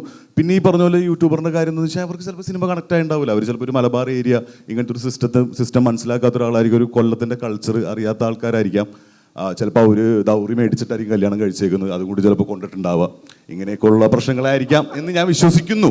അതുകൊണ്ടാണ് അങ്ങനെ വിശ്വസിക്കുന്നു. ചിലപ്പോൾ കണക്റ്റായി ഉണ്ടാവില്ല, അതുകൊണ്ടൊക്കെ തന്നെയാണ്. അപ്പോൾ എനിക്കങ്ങനെ പ്രശ്നമൊന്നുമില്ല. ഇനി ആര് എങ്ങനെ രീതിയിൽ സിനിമേനെ മോശമായിട്ട് പറഞ്ഞാൽ നല്ല സിനിമയാണെങ്കിൽ ആൾക്കാർ കാണും, അത്രയും എനിക്ക് പറയാനുള്ളൂ. ഇപ്പോൾ ഇത്തരം ഒരു ഇല്ലില്ല, അത് ഞാൻ പറഞ്ഞത് സിനിമ ഇറങ്ങിയത് എല്ലാവർക്കും അവനവൻ ചെയ്ത കാര്യം ഭയങ്കര ക്ലോസ് ടു ഹാർട്ടായിരിക്കും. പുള്ളി ചെയ്ത പുള്ളിയുടെ വീഡിയോയും പുള്ളിക്ക് അങ്ങനെയൊക്കെ തോന്നുന്നുണ്ടാവാം. അപ്പം അഭിപ്രായങ്ങൾ പറയുന്നതിന് പ്രശ്നമൊന്നും ഞാൻ അന്നും പറഞ്ഞിട്ടില്ല, ഇന്നും പറഞ്ഞിട്ടില്ല. പടം കണ്ടിട്ട് പിന്നെ ഒരുപാട് ഫസ്റ്റ് ഡേ തന്നെ ഒരുപാട് ആൾക്കാരിലേക്ക് എത്തിക്കുമ്പം ചെറിയ സിനിമകൾ ചിലപ്പം രക്ഷപ്പെടാതെ പോകും, അല്ലെങ്കിൽ ആൾക്കാർ കാണാതെ പോകും. ചിലപ്പോൾ എല്ലാവർക്കും ഒരേപോലെ സിനിമ കണക്റ്റ് ആവണമെന്നില്ല, കണക്റ്റ് ആവുന്ന ആൾക്കാരും ഉണ്ടാവും. പിന്നെ അത് തിയേറ്ററിൽ കാണാതെ OTT കണ്ടിട്ട് നല്ല സിനിമയായിരുന്നു എന്ന് പറഞ്ഞതിനേക്കാളും നല്ലത് തിയേറ്ററിൽ പോയി കാണാനുള്ളൊരു അവസരം ഉണ്ടാക്കുക എന്ന് മാത്രമേ ഉള്ളൂ. ഇതുകൊണ്ട് ഗുണമുണ്ട് ദോഷമുണ്ട്, അത് അവരവരുടെ അഭിപ്രായം പറഞ്ഞോട്ടെ, അത്രേ ഉള്ളൂ, വേറെ കുഴപ്പമൊന്നുമില്ല. ഇപ്പം സിനിമാ നിരൂപണം എങ്ങനെയായിരിക്കണം എന്നുള്ളൊരു സങ്കല്പം ഇനിയൊന്നും പറഞ്ഞിട്ട് കാര്യമില്ലല്ലോ. എല്ലാവർക്കും അവരവരുടെ ചാനലുണ്ട്, അവരവർക്കുള്ള അഭിപ്രായം. ഇപ്പം നമ്മൾ നേരത്തെ പറഞ്ഞ പോലെ പടം ഇറങ്ങിക്കഴിഞ്ഞാൽ നമ്മളെ അടുത്ത സുഹൃത്തിനെ വിളിച്ച് ചോദിക്കും, എങ്ങനെയുണ്ടാ പടം, കാണാൻ കൊള്ളാവോ ഇല്ല, എങ്ങനെയുണ്ട്. അത് അവൻ്റെ ഒരു അഭിപ്രായം കേൾക്കുന്ന പോലെ ഇപ്പോൾ ആൾക്കാർ ചിലപ്പം യൂട്യൂബിലുള്ള വീഡിയോ കണ്ടിട്ട് സിനിമ കാണുന്ന ആൾക്കാരുണ്ടാവും. അതല്ലാതെ ചില ആൾക്കാർ ചിലപ്പം സിനിമ ഡയറക്റ്റ് എന്ത് സിനിമയാണെങ്കിലും കുഴപ്പമില്ലാന്ന് തോന്നിക്കഴിഞ്ഞാൽ ട്രെയിലർ അല്ലെങ്കിൽ ടീസർ കണ്ടിട്ട് കാണണം എന്ന് ഉള്ളിൽ ആഗ്രഹിച്ച് ട്രെയിലർ പോലും കാണാതെ സിനിമ കാണുന്ന ആൾക്കാരുണ്ട്. അങ്ങനെ പല ടൈപ്പ് ഓഫ് ആൾക്കാരുണ്ട്. അപ്പം പിന്നെ അതൊരു ഇതിൻ്റെ ഭാഗമായിട്ട് അങ്ങനെ കൂടെ കൊണ്ടുപോകാമെന്ന് മാത്രമേ ഉള്ളൂ. സിനിമകൾ നല്ല സിനിമകളാണെങ്കിൽ തീർച്ചയായും ആൾക്കാർ കാണും, വിജയിക്കും, ചർച്ച ചെയ്യപ്പെടും. ഉറപ്പായിട്ടും നമ്മുടെ സിനിമ അതുപോലെ സംഭവിക്കുന്നുണ്ട്, ഹിറ്റടിക്കുകയും ചെയ്യും.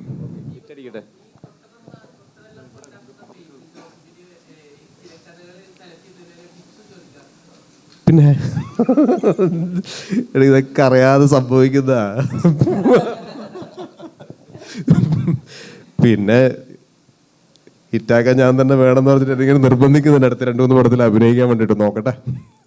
ഇല്ല, അങ്ങനെ സംഭവിക്കുന്നതല്ല. കാരണം ഒന്നാമത് ഇപ്പം ഈ സിനിമ ഞാൻ ശരിക്കും അങ്ങോട്ട് ചോദിച്ച് അഭിനയിച്ച സിനിമയാണ്.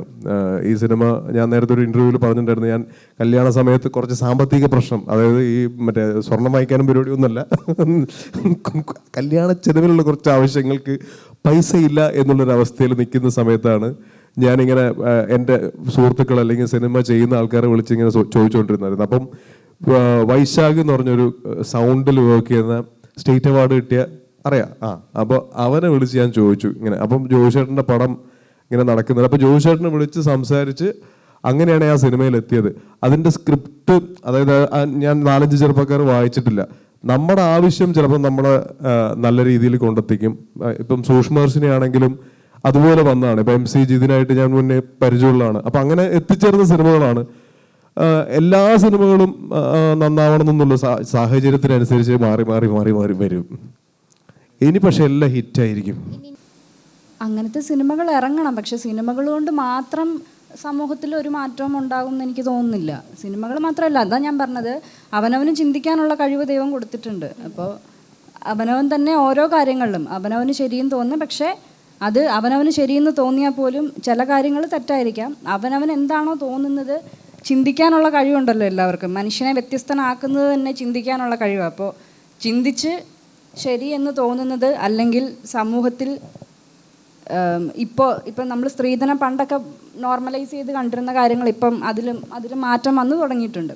അപ്പം അങ്ങനെയുള്ള കാര്യങ്ങളിൽ ഇപ്പം ഞാൻ ഇത്രയും കാലം ധരിച്ചു വെച്ചിരുന്നതായിരുന്നു ശരി എന്നുള്ളതിൽ തന്നെ അങ്ങനെ മുറുകെ പിടിച്ച് മുന്നോട്ട് പോകാതെ അൺലേൺ ചെയ്യാമെന്ന് പറയില്ലേ, അങ്ങനെ ആളുകൾ തിരുത്താനും ശരികളെ തിരഞ്ഞെടുക്കാനും അവനവൻ തീരുമാനിക്കുക എന്നുള്ളതേ പറയാനുള്ളൂ. ഈ ഒരു കാര്യത്തിൽ നല്ല എല്ലാ കാര്യങ്ങളിലും അങ്ങനെ മാറ്റം ഉണ്ടാവുള്ളൂ. അതിന് സിനിമകൾ മാത്രം ഒരു മാധ്യമമാക്കി എടുക്കുക എന്നുള്ളതൊന്നുമല്ല. ചുറ്റും നടക്കുന്ന എല്ലാ കാര്യങ്ങളും കണ്ടും കേട്ടും അവനവൻ തന്നെയാണ് അങ്ങനത്തെ തീരുമാനങ്ങൾ എടുക്കേണ്ടത്, മാറ്റങ്ങൾ കൊണ്ടുവരേണ്ടത്. ലിജോ മോളെ, അതായത് ഇപ്പം നമ്മൾ റീസെൻ്റ്ലി നോക്കി തന്നെ സ്ത്രീധനത്തിൻ്റെ പേരിൽ ഒരുപാട് ക്രൈമുകൾ നടക്കുന്നുണ്ട്. അതായത് സ്ത്രീകൾ വെറും കച്ചവടവൽക്കരിക്കപ്പെടുകയാണെന്ന് പലപ്പോഴും വിവാഹം എന്ന് പറയുന്നത് ഒരു കച്ചവടമായി മാറിക്കൊണ്ടിരിക്കുകയാണെന്ന് ചില സമയത്ത് ഇത്രത്തോളം നിയമം ഉണ്ടായിട്ട് കൂടിയും ഇങ്ങനെയൊക്കെ ക്രൈമുകൾ നടന്നുകൊണ്ടിരിക്കുകയാണ്.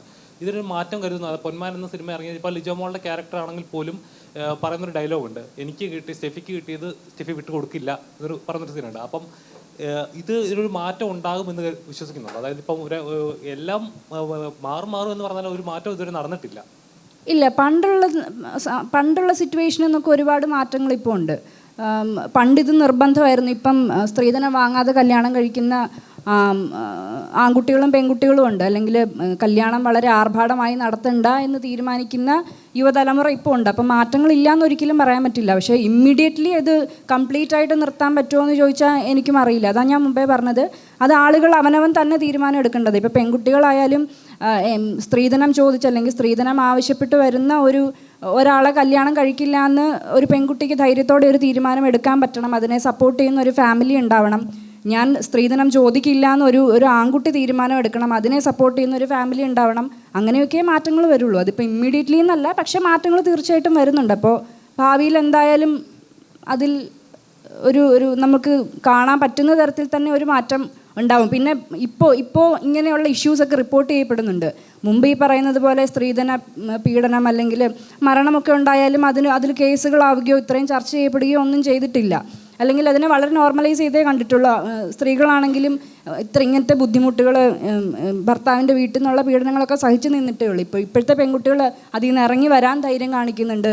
അത് റിപ്പോർട്ട് ചെയ്യാനും പോലീസിൽ കംപ്ലയിൻറ്റ് കൊടുക്കാനൊക്കെ ധൈര്യം കാണിക്കുന്നുണ്ട്. അങ്ങനത്തെ ഇഷ്യൂസ് ഉണ്ടായാലും അപ്പോൾ തീർച്ചയായിട്ടും മാറ്റങ്ങൾ ഉണ്ടാവുന്നുണ്ട്. വിവാഹ കമ്പോളത്തിൽ തന്നെ നോക്കുകയാണെങ്കിൽ തന്നെ ഒരു പ്രായം കഴിഞ്ഞ് കഴിഞ്ഞാൽ പെണ്ണ് കിട്ടത്തില്ല അല്ലെങ്കിൽ ചെറുക്കനെ കിട്ടില്ല എന്നൊരു ഇപ്പോൾ ഇതിലെ കഥാപാത്രത്തിൽ പോലും ഇത്ര വയസ്സായി, ഇനി ആരെ കിട്ടും നോക്കുമ്പോഴാണ് ഇങ്ങനെ ഒരു കഥാപാത്രത്തിൻ്റെ കൂടെ പോകുന്നതും കല്യാണം കഴിക്കുന്നതും എല്ലാം.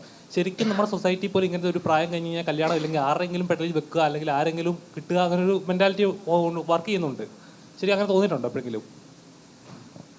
അങ്ങനെ ഇല്ലയെന്ന് ഞാൻ പറയുന്നില്ല. പക്ഷേ അവിടെയും ഈ പറയുന്ന പോലെ നമ്മൾക്ക് പ്രഷർ ഉണ്ടായാലും നമ്മൾക്ക് തീരുമാനം എടുക്കാൻ പറ്റണം. അല്ലെങ്കിൽ ഇപ്പം എൻ്റെ ഫാമിലിയിലോ നാട്ടുകാരെന്ത് പറയും, എൻ്റെ മകൾക്ക് ഇത്ര വയസ്സായി അല്ലെങ്കിൽ എൻ്റെ മകൻ ഇത്ര വയസ്സായി, അവൻ കല്യാണം കഴിച്ചിട്ടില്ല, അപ്പോൾ എത്രയും പെട്ടെന്ന് അവനൊരു കല്യാണം നടത്തണം അല്ലെങ്കിൽ അവൾക്ക് കല്യാണം നടത്തണം എന്ന് വിചാരിച്ച് അങ്ങനെ ആ പ്രഷറിനെ അവരെ ഏറ്റെടുത്ത് ഈ കുട്ടികളെ പ്രഷർ ചെയ്യാതിരിക്കുക എന്നുള്ളതാണ് മെയിനായിട്ട് പറയാനുള്ളത്. അല്ലെങ്കിൽ ഈ പറഞ്ഞ പോലെ ഈ പറഞ്ഞ സ്ത്രീ ആയാലും പുരുഷനായാലും അവനവന് വേണ്ടി നിൽക്കാനും പഠിക്കണം. അതിന് കുറേ ഫാക്ടേഴ്സ് ഉണ്ട്. നമ്മൾ ഫൈനാൻഷ്യൽ സ്റ്റേറ്റസ് ആയിക്കോട്ടെ, നമുക്ക് സ്വന്തമായിട്ട് നിലനിൽക്കാൻ നമ്മൾ സ്വന്തമായിട്ട് ഏൺ ചെയ്യുന്ന ഒരാളാണെങ്കിൽ നമുക്ക് അങ്ങനെ ഒരു സ്റ്റാൻഡ് എടുക്കാം. പക്ഷേ എല്ലാവർക്കും അത് പറ്റണമെന്നില്ല. ഇപ്പോൾ എല്ലാവരും എഡ്യൂക്കേറ്റഡ് ആണ് അല്ലെങ്കിൽ എല്ലാവർക്കും ജോലിയുള്ള ആൺകുട്ടികളും പെൺകുട്ടികളും ഒന്നും ആയിരിക്കണമെന്നില്ല. അങ്ങനെയുള്ള സിറ്റുവേഷൻസിൽ നമുക്ക് ഈ പറയുന്ന പോലെ ഫാമിലിയുടെ ആയാലും അല്ലെങ്കിൽ സൊസൈറ്റിയുടെ ആയാലും പ്രഷറിൻ്റെ പുറത്തൊക്കെ അങ്ങനെ കല്യാണം കഴിക്കാൻ നിർബന്ധിക്കപ്പെടാം. അല്ലെങ്കിൽ ഈ പറഞ്ഞ പോലെ പേടിയുണ്ടാകും. ശരിയാണ്, എനിക്കിത്ര വയസ്സായി, ഇനിയൊരു പെണ്ണ് കിട്ടില്ല അല്ലെങ്കിൽ ഇനിയൊരു ചെറുക്കനെ എനിക്ക് കിട്ടില്ല എന്നുള്ള പ്രഷർ വന്നേക്കാം. പക്ഷെ അതിനങ്ങനെ കുറേ ഘടകങ്ങളുണ്ട്.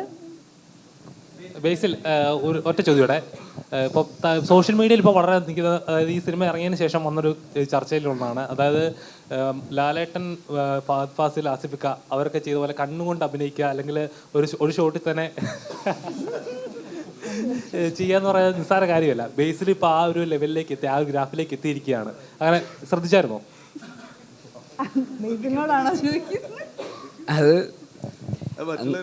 ആൾക്കാർ പറയേണ്ട കാര്യമാണല്ലോ. എന്നെ കൊണ്ട് ശ്രമിക്കുന്നതൊക്കെ ഞാൻ ശ്രമിക്കുന്നുണ്ട്, നന്നായിട്ട് ചെയ്യാൻ തന്നെയാണല്ലോ ശ്രമിക്കുന്നത്. ഇപ്പം നേരത്തെ പറഞ്ഞ പോലെ ഈ ക്യാരക്ടറിന് അങ്ങനത്തെ ഒരു മുമ്പ് എഴുതിയിരിക്കുന്നതിനേക്കാളും നന്നായിട്ട് എഴുതപ്പെട്ടിട്ടുള്ളൊരു ക്യാരക്ടറാണ് അജേഷിൻ്റെ ക്യാരക്ടർ. അത് ബുക്ക് വായിക്കുന്നവർക്ക് പോലും, ബുക്ക് വായിച്ചു കഴിഞ്ഞാൽ അജേഷ് എന്നാണ് ബുക്ക് വായിച്ചവർക്ക് പോലും ആദ്യത്തെ ടേക്ക് അവേ എന്ന് പറയും. അപ്പോൾ അത് സിനിമയിലേക്ക് വന്നപ്പോൾ അങ്ങനെ തന്നെയാണ് അത് സംഭവിച്ചത്. അപ്പോൾ അതിൻ്റെ കൂടെ നിൽക്കാൻ പറ്റി എന്നുള്ളത് തന്നെയാണ്. ഞാൻ അതിനു വേണ്ടി പരമാവധി ശ്രമിച്ചു എന്നുള്ളതാണ്. ആ ബുക്ക് വായിച്ചപ്പോൾ കിട്ടിയൊരു ഹൈ സിനിമ ചെയ്യുമ്പോഴും അഭിനയിക്കുമ്പോഴും കിട്ടിയിട്ടുണ്ടായിരുന്നു. അത് സ്ക്രീനിൽ വന്നപ്പോഴും അത് കിട്ടി എന്നുള്ളതാണ്. അത്രയും എക്സൈറ്റഡ് ആയിട്ടാണ് സിനിമേനെ, ആ ക്യാരക്ടറിനെ നോക്കിക്കണ്ടത്. അപ്പോൾ അതിനുവേണ്ടി പറ്റുന്ന പോലെയൊക്കെയുള്ള എഫേർട്ട് ആക്ടർ എന്നുള്ള രീതിയിലും ഫിസിക്കലിയും ഒക്കെ ഇട്ടിട്ടുണ്ട്.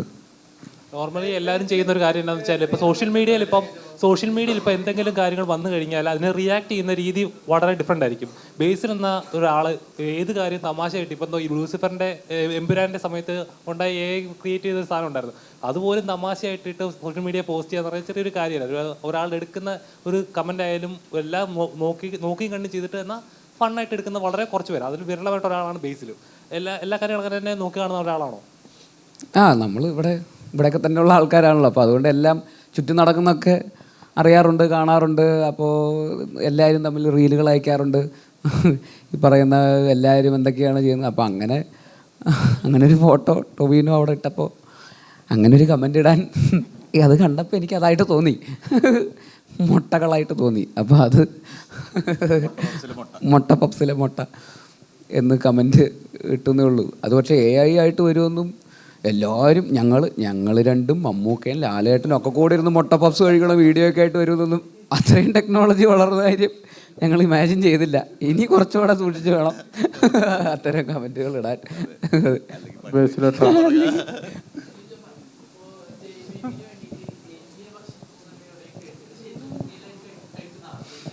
ഇതൊരു 3 വർഷം മുന്നേ ഞാനിതിനെക്കുറിച്ച് പറഞ്ഞിട്ടുള്ളതാണ്. ഇല്ല, പൊന്മാന് വേണ്ടി കുറെ കൊഞ്ച് കഴിച്ചായിരുന്നു, അതിനെക്കുറിച്ച് പറയാം. എലിയെ കഴിച്ചു എന്ന് പറഞ്ഞാൽ അത് ഇപ്പം നമ്മളൊരു ചിക്കൻ കറി കഴിക്കുന്ന പോലെ അല്ലെങ്കിൽ അങ്ങനെ ഒരു പോർഷൻ കഴിച്ചു എന്നല്ല, അത് ഒന്ന് രുചിച്ച് നോക്കി, അത്രേ ഉള്ളൂ, അത്രേ ഉണ്ടായിട്ടുള്ളൂ. റെഫറൻസ് അവിടെ ഉള്ള സിനിമ പ്രാവൻകൂർ ഷാപ്പ് ചെയ്ത ഡയറക്ടർ തൃശ്ശൂരുകാരനാണ്, അതിൻ്റെ കുറുവ് എല്ലാം തൃശ്ശൂരുകാരാണ്. അപ്പോൾ അവർ നമുക്ക് കറക്റ്റായിട്ടുള്ള ഇൻപുട്സ് തരും, എങ്ങനെയൊക്കെ പിടിക്കണമെന്ന് വരും. ഈ സിനിമ ചെയ്തിരിക്കുന്ന എല്ലാവരും കൊല്ലംകാരാണ്. ഇതിൻ്റെ ഡയറക്ടർ കൊല്ലംകാരനാണ്, ഇതിൻ്റെ റൈറ്റർ കൊല്ലംകാരനാണ്, ഇതിൽ അഭിനയിച്ചിരിക്കുന്ന ഇരിക്കുന്ന ആൾക്കാരല്ലാതെ ഒട്ടുമിക്ക എല്ലാവരും കൊല്ലംകാരാണ്, ടെക്നീഷ്യൻസൊക്കെ. അപ്പോൾ അതുകൊണ്ട് അതിൻ്റേതായിട്ടുള്ളൊരു ഇൻഫ്ലുവൻസ് ആ സിനിമയിലുണ്ടാകും.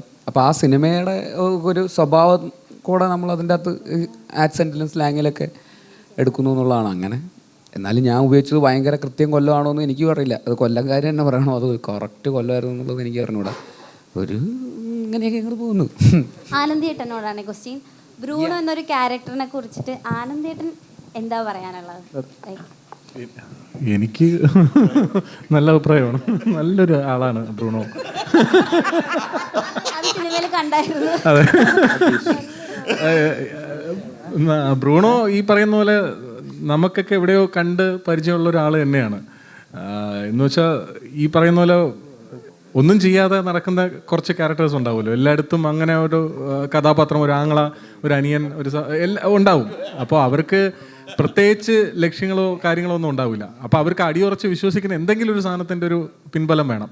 അങ്ങനെ ഒരു പ്രത്യയശാസ്ത്രത്തിൽ വിശ്വസിച്ചു അതിൻ്റെ എന്തൊക്കെയോ ആവാൻ ശ്രമിക്കുന്ന ഒരാളാണ് ബ്രൂണോ എന്നാണ് തോന്നുന്നത്. കണക്ട് ചെയ്യാൻ പറ്റുമോ കുറേ പേർക്കൊക്കെ? ഉറപ്പായിട്ടും കണക്ട് ചെയ്യാൻ പറ്റും. കാരണം ബ്രൂണോ ഈ പറയുന്ന പോലെ, എൻ്റെ അമ്മ ഇന്നലെ സിനിമ കണ്ടിട്ട് എൻ്റെ അടുത്ത് പറഞ്ഞത്, നീ വീട്ടിൽ നമ്മൾ ട്രിവാൻഡ്രമാണ്, അപ്പോൾ നീ വീട്ടിൽ കിടന്ന് പൊടിക്കും പോലെ തന്നെ ഇവിടെ കിടന്ന് ഇതിൻ്റെ അകത്ത് കിടന്ന് ദേഷ്യപ്പെടുന്ന സാധനമൊക്കെ കണ്ടിട്ട് നീ വീട്ടിൽ കിടന്ന് ബഹളം വയ്ക്കും പോലെ തന്നെ എൻ്റെ അകത്തും ബഹളം വയ്ക്കുന്നു എന്നൊക്കെ പറഞ്ഞു. അപ്പോൾ അങ്ങനെയൊക്കെ കണക്ട് ആവുമായിരിക്കും. പിന്നെ ഈ ബ്രൂണോയെ സംബന്ധിച്ച് ബ്രൂണോ തുടങ്ങിയെടുത്തല്ല ഈ പറയുന്ന അവസാനം നിൽക്കുന്നതെന്നുള്ളൊരു ഫാക്റ്റുണ്ട്. പുള്ളി എന്താണ് ജീവിതം എന്നുള്ള റിയാലിറ്റിയിൽ ഗ്രൗണ്ട് ബേസിലോട്ട് വരുന്നുണ്ട്. അപ്പോൾ അതൊക്കെ ഇത് വായിക്കുമ്പോഴും നമുക്കത് കിട്ടിയ ഒരു ഫീൽ ഉണ്ടായിരുന്നു. ആ ഫീല് കൊണ്ടുവരാൻ ഞാൻ മാക്സിമം ശ്രമിച്ചിട്ടുണ്ട്, നമ്മളെല്ലാവരും ശ്രമിച്ചിട്ടുണ്ട്. ബാക്കി സ്ക്രീനിൽ നമ്മൾ കണ്ടിട്ട് പറയാം.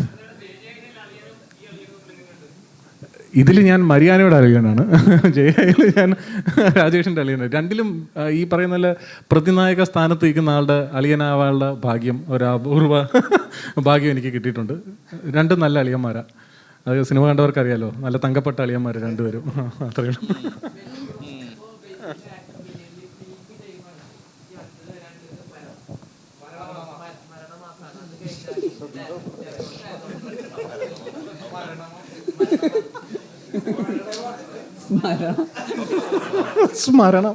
സ്മരണമാസം കളിയാക്കല്ലട.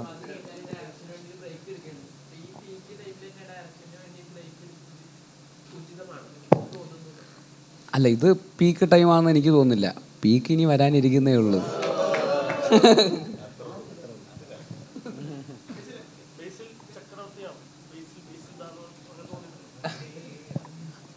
എനിക്ക് പേഴ്സണൽ ലൈഫിൽ ഭയങ്കര റിലേറ്റ് ചെയ്യാൻ പറ്റുന്ന ക്യാരക്ടറാണ് അജേഷിൻ്റെ ക്യാരക്ടർ. പല രീതിയിലും നമ്മളെല്ലാവരും അങ്ങനെയൊക്കെ തന്നെയാണ്. എല്ലാവരും ഈ പറയുന്ന അജേഷ് എന്ന് പറയുന്ന ഒരു ആറ്റിറ്റ്യൂഡിൽ നടക്കുന്ന ആൾക്കാരാണല്ലോ എല്ലാവരും തന്നെ. അതുകൊണ്ടാണല്ലോ നമ്മളൊക്കെ എല്ലാവരും ഒരു പൊസിഷനിലേക്ക് എത്തുന്നത്.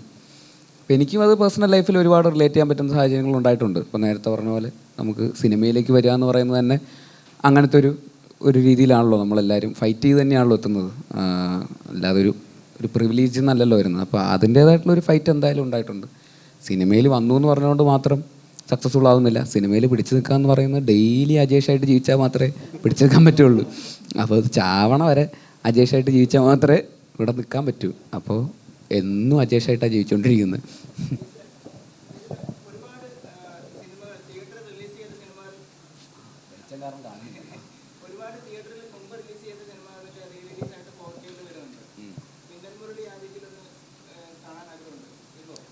അല്ല, അതൊക്കെ 10-20 വർഷം കഴിഞ്ഞിട്ടാണല്ലോ 4K. അപ്പോൾ മിന്നൽ മുരളി ഒരു 20 വർഷം കഴിഞ്ഞിട്ട് നമുക്ക് ആലോചിക്കാം.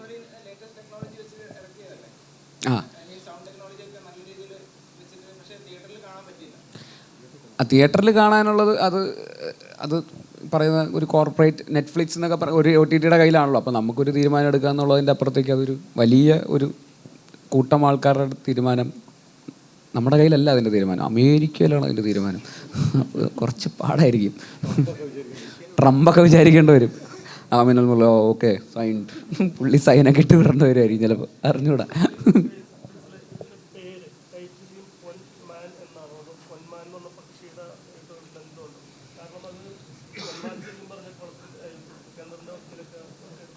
അതെ, എനിക്ക് പേഴ്സണൽ ലൈഫിൽ ഭയങ്കര റിലേറ്റ് ചെയ്യാൻ പറ്റുന്ന ക്യാരക്ടറാണ് അജേഷിൻ്റെ ക്യാരക്ടർ. പല രീതിയിലും നമ്മളെല്ലാവരും അങ്ങനെയൊക്കെ തന്നെയാണ്. എല്ലാവരും ഈ പറയുന്ന അജേഷ് എന്ന് പറയുന്ന ഒരു ആറ്റിറ്റ്യൂഡിൽ നടക്കുന്ന ആൾക്കാരാണല്ലോ എല്ലാവരും തന്നെ. അതുകൊണ്ടാണല്ലോ നമ്മളൊക്കെ എല്ലാവരും ഒരു പൊസിഷനിലേക്ക് എത്തുന്നത്. അപ്പോൾ എനിക്കും അത് പേഴ്സണൽ ലൈഫിൽ ഒരുപാട് റിലേറ്റ് ചെയ്യാൻ പറ്റുന്ന സാഹചര്യങ്ങൾ ഉണ്ടായിട്ടുണ്ട്. ഇപ്പോൾ നേരത്തെ പറഞ്ഞ പോലെ നമുക്ക് സിനിമയിലേക്ക് വരിക എന്ന് പറയുന്നത് തന്നെ അങ്ങനത്തെ ഒരു രീതിയിലാണല്ലോ നമ്മളെല്ലാവരും ഫൈറ്റ് ചെയ്ത് തന്നെയാണല്ലോ എത്തുന്നത്.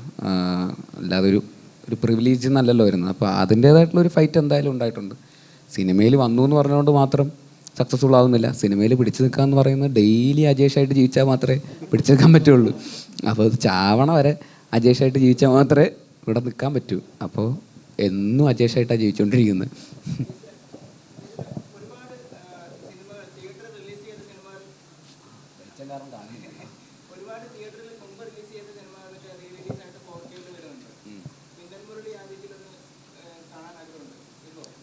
അല്ല, അതൊക്കെ 10-20 വർഷം കഴിഞ്ഞിട്ടാണല്ലോ 4K. അപ്പോൾ മിന്നൽ മുരളി ഒരു 20 വർഷം കഴിഞ്ഞിട്ട് നമുക്ക് ആലോചിക്കാം.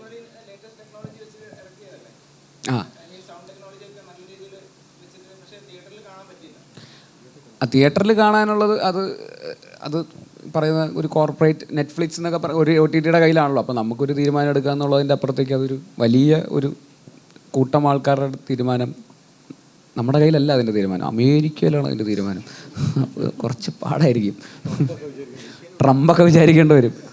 മിന്നൽ മുരളി ഓക്കെ സൈൻഡ്, പുള്ളി സൈനൊക്കെ ഇട്ട് വിടേണ്ടി വരുമായിരിക്കും ചിലപ്പോൾ, അറിഞ്ഞൂടാ.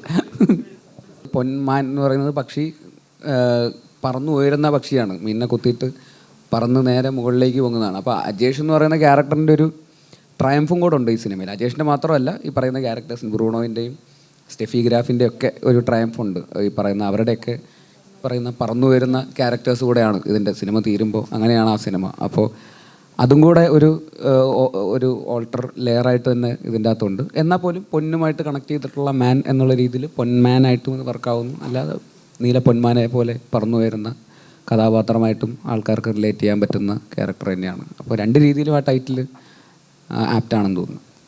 പൈങ്കിളിയിൽ ചെറിയ റൊമാൻസ് കോമഡിയൊക്കെ ആയിട്ട് വരുന്നുണ്ട് ഫെബ്രുവരി 14.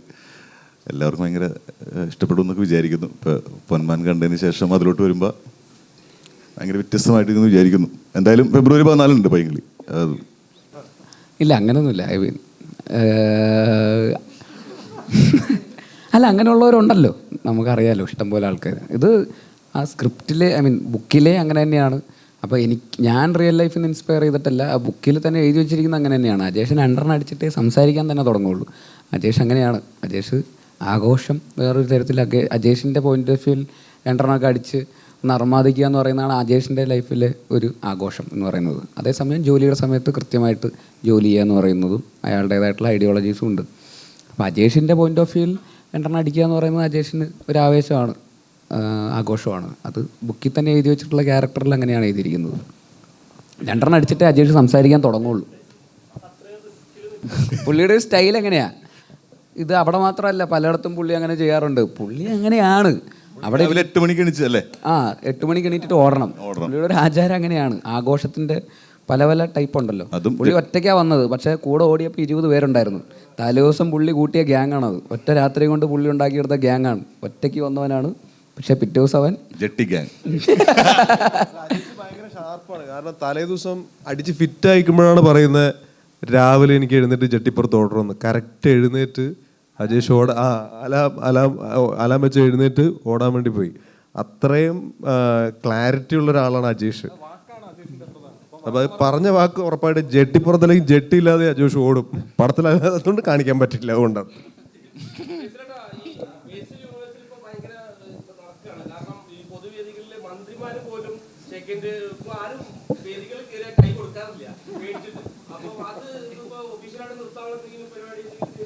അതൊരു സാമൂഹിക വിപത്തായി മാറിയിരിക്കുകയാണെന്നാണ്.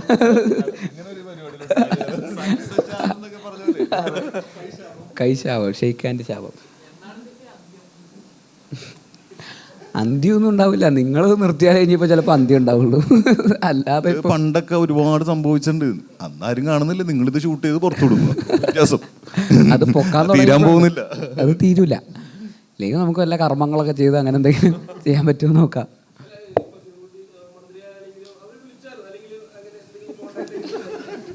മന്ത്രി വിളിച്ചിട്ട് ബസ്സിൽ, അതായത് നമുക്കതിനെക്കുറിച്ച് എന്താണ് ഇപ്പം ചെയ്യാൻ പറ്റുക, പാസ്സാക്കി ഒരു ബില്ല് പാസ്സാക്കിയാലോ എന്നൊക്കെ പറഞ്ഞു. അതാണ് അതിൻ്റെ ഒരു അത് ആരെ ഉപദ്രവിക്കുന്നില്ല, ആർക്കും ഒരു ഉപദ്രവം ഇല്ല. ആൾക്കാർക്ക് എൻ്റർടൈൻമെൻറ്റ് മാത്രമേ ഉള്ളൂ. അപ്പോൾ എല്ലാവരും ആരാണെന്നൊന്നുമില്ല, എല്ലാവരും അതിൻ്റെ ഭാഗമാവുന്നു, എല്ലാവരും അതിൻ്റെ അകത്ത് എൻജോയ്മെൻറ്റ് കണ്ടെത്തുന്നു എന്നുള്ളതിൽ സന്തോഷമുണ്ട്. അത്രയേ ഉള്ളൂ.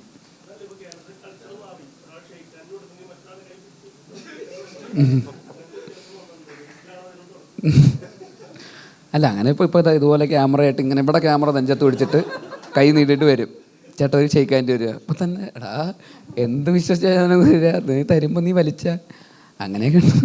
പക്ഷെ ഓക്കെയാണ്. കഴിഞ്ഞ ദിവസവും കൂടെ സംഭവിച്ചേ ഉള്ളൂ.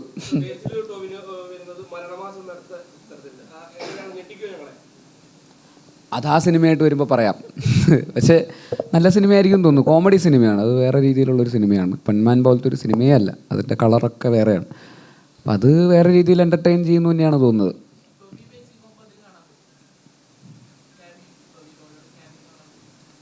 അത് സിനിമ കാണുമ്പോൾ നോക്കാം. Thank you. സന്തോഷം. സന്തോഷം. Thank you so much.